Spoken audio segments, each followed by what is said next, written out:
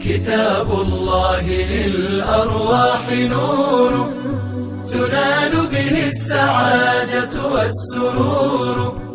إلى درب الهدى والخير يهدي وللجنات يوصل من يسير كتاب الله للأرواح نور تبارك مودع البركات فيه. بسم الله الرحمن الرحيم. الحمد لله رب العالمين، والصلاة والسلام على أشرف الأنبياء والمرسلين نبينا محمد وعلى آله وصحبه أجمعين. إن إلهي بمهاد إسكاله نمعين فربضان نوو قلدايستي oo islaamnimada iimaanka ay ka yihiin nimcooyinka waaweyn Ilaahay noo galadaysay waxaa kamid ah quraanka uu inoo soo dejiyay mucjizooyinka alla uu soo dejiyay mucjizada ugu weyneyd waa kitaabka quraanka ee Ilaahay noo soo dejiyay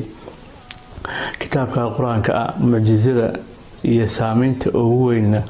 waa saameynta uu saameeyo way qulubta dadka bini'aadanka way hadaba mucjizooyinkii faraha badna Ilaahay ummadii hore uu soo siin jiray ambiyada hore uu soo siin jiray waxa ay mid xisi ah oo la arko oo la taabto ay ahayd laakiin quraankani waa ka duwan yahay waa mucjizo way waa shay aad u qiimo badan way waa kitaab yaani qofka markuu akhristo qalbigiisa uu dareemayo rayn farxad uu dareemayo way waa qofka markuu akhristo kitaab uu dareemayo qofka cabsi وإلهي كعبسانيو وينين وإلهي وينينيو هذا كتابك قيمة بدنا إلهي الناس ودجي إعدانهن إيا مصلحتهن كشقيني قيمه أولها مينو سيني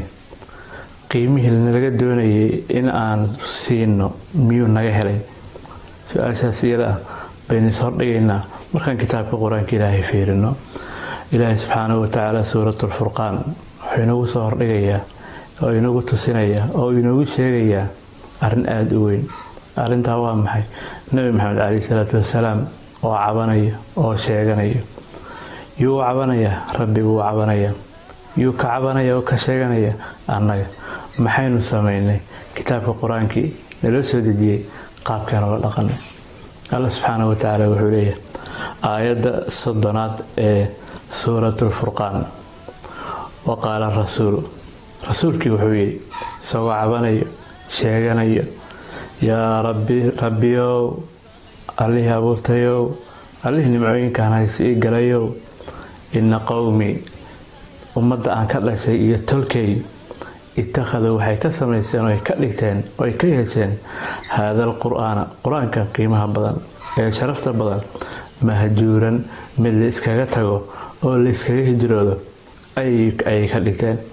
dadka laga hadlayay marka quraankii way ka tageen oo way gacan bidixeen oo way dayaceen ma ahan dadka aan rumaysnayn ma ah dadka aan u arkin quraanka inuu yahay kitaab nolosha loogu talagalay in lagu dhaqo dadka ma dadka laga sheeganayo dadka ma dadka laga cabanayo ereyga jumlada ah ittakhaduni waxayna tusinaysaa macnaha iska duwan oo dadka quraanka يعني رسولك كشيغاناyo waa dadka waxa weey quraanki bay akhristaan way bartaan way xifdiyaan korbay ka yaqaanaan hadana quraanki noloshooda ma saameeyo quraanki noloshooda ma bedelo quraanka sidii la rabay in ay qalbiga ugu furaan oo noloshooda uga muuqdo dadka iyaga way maanta balaayin dugsiya jirto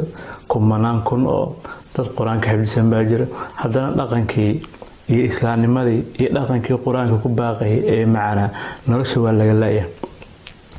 weydaas laga waayay marka macnaheedu waxa weeye waa in quraanka saameyntii la rabay oo dadka qulubtooda uusan saameyn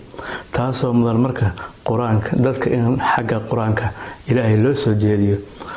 kitaabka quraanka loo sharxo kitaabka quraanka loo faahfaahiyo kitaabka quraanka loo kala dhigdhigo maxaa yeelay shay waqti lagu bixiyo shay u qiimaha badnaa weey haddaba ka tagidaas quraanka laga tagay culimada waxay yiraahdaan ilaa 5 arrimood weey 5 arrimood ba waxa la doonayaa marka qofka inuu intuu garto uu fahmo oo marka iyada ah dhowrka qodob ama 5 qodob ama 6 qodob ah inuu iska ilaaliyo oo ka dheeraado midda koobaad waxa weeye hijroodka quraanka laga hijroonayo waa in quraanka la rumeyn waayo la aqbali waayo la qaadan waayo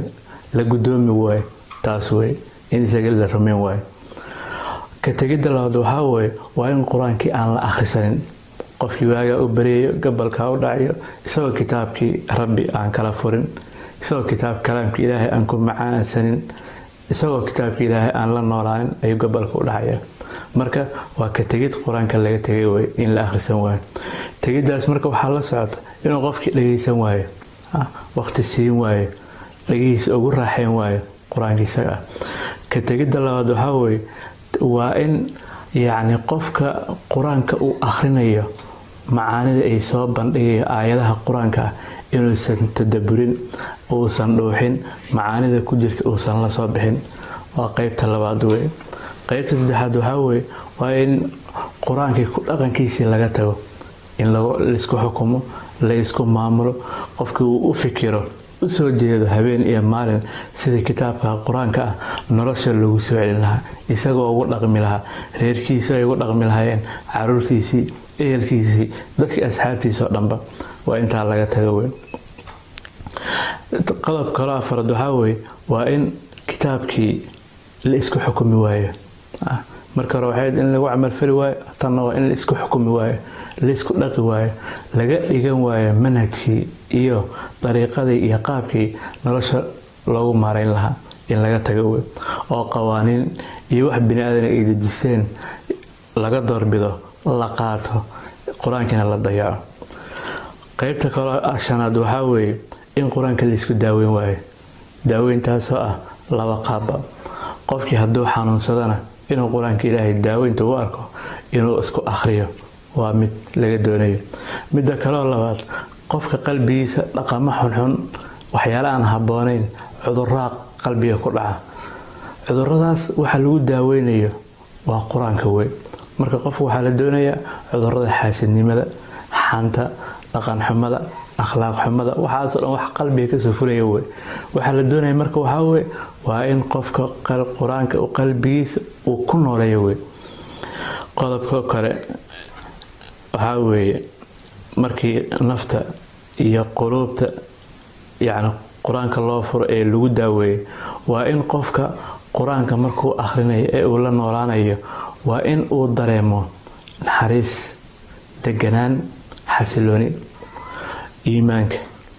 ilaahay kugu ganaysay macaan buuleeya dhadhan buuleeya dhadhanka iyo macaankaas quraanka ee ilaahay soo dejiyay xagee qofka uu ka dareemi karaa iimaanka macaankiisa 3 meel weey qofku marka uu salaada tukanayo haduu raaxo rayn dareemo iimaanka macaankiisa dareemo haduu qofku markuu dhikriga ilaahay weynaynta ilaahay uu hayo uu dareemo naxariis iyo deganaan iyadana waa macaan uu dareemo weey marka uu quraanka ilaahay akhrisanayo quraanka ilaahay la noolyahay quraanka ilaahay dhageysanayana waa in qofka uu dareemo macaan iyo rayn iyo naxariis waa inuu dareemo hadii saddexdaas xaalad aadan dareemin macaan iyo dhadhan iyo nolol nooc kala ah qofka waxa la doonay iimaankiisa oo ilaahay siiyay inuu dib ugu laabto ayaa la doonay ilaahayna waxaan weydiisanaynaa inuu qalbigeena quraanka roob ooga dhigo na fahansiiyo na jeclaysiiyo si aan ugu dhaqano kelimadayda yaray caawintaas lagu talagalay والسلام عليكم